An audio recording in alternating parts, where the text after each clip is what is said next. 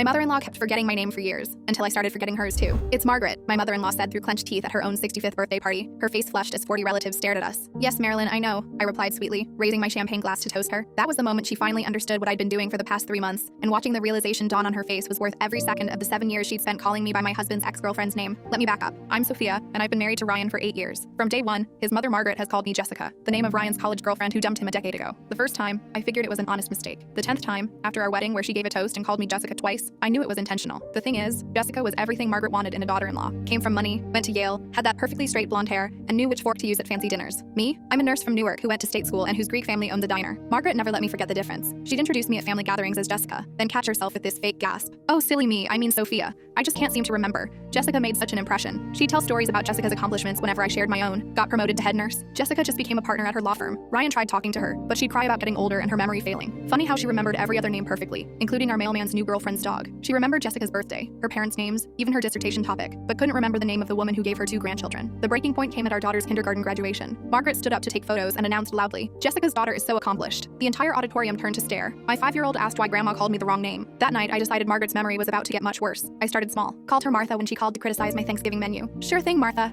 No marshmallows on the sweet potatoes." She corrected me immediately. "It's Margaret, dear." "Oh, right, Margaret. So sorry." Martha just rolls off the tongue. Then I escalated. Marianne at Christmas dinner, Maggie at her book club when I dropped off Ryan, Marjorie at her church fundraiser where she was being honored for her volunteer work. Each time she'd correct me, getting more frustrated, and I'd apologize profusely. "I'm so sorry, Mildred. I just have the worst memory for names." I'd bring up other Margarets constantly. My patient Margaret makes the same face when she's disappointed. Or, Margaret at the hospital also thinks nurses shouldn't wear nail polish. Ryan noticed but said nothing after I pointed out his mother had called me Jessica 17 times at his birthday dinner. His sister Amy became my secret ally, correcting Margaret whenever she used Jessica, but never correcting me when I got creative with names. But Margaret didn't make the connection. She complained to everyone about my horrible memory, how disrespectful I was, how I clearly didn't care enough to remember her name. The irony flew right over her head for months. She even suggested I see a neurologist, genuinely concerned about my cognitive function. The birthday party was planned for months. Margaret's big 65th with the entire extended family, her friends from church, the country club ladies. When I stood to give my toast, she was beaming, probably expecting me to grovel for acceptance as usual. "I want to raise a glass to Madeline," I began. Her smile faltered. "A woman who has shown me exactly how important names are. Maureen has taught me that using someone's correct name is about respect." The room was confused but listening. That's why I'm so grateful to Martha for demonstrating year after year how hurtful it can be when someone refuses to use your actual name. "So here's to you, Marilyn. May you always be called by the name you deserve." That's when she snapped. "It's Margaret. My name is Margaret. How hard is that to remember?" The room went silent. I tilted my head with concern. "Oh, Margaret, I'm so sorry. I have such trouble with names. You understand, right? After all, you've called me Jessica for 7 years, and my name is Sophia." Relatives started whispering. Ryan's aunt loudly whispered, "She still calls her Jessica?" Amy helpfully added, "Yeah, even at Sophie's daughter's graduation last month." Margaret sat down heavily, her face red. For the rest of the party, she didn't say my name once, but she also didn't call me Jessica. Every relative made a point of calling me Sophia very clearly when talking to her. Her church friends asked if it was true that she couldn't remember her daughter-in-law's name after almost a decade. These days, Margaret calls me Sophia. She says it carefully, deliberately, like she's afraid of messing up.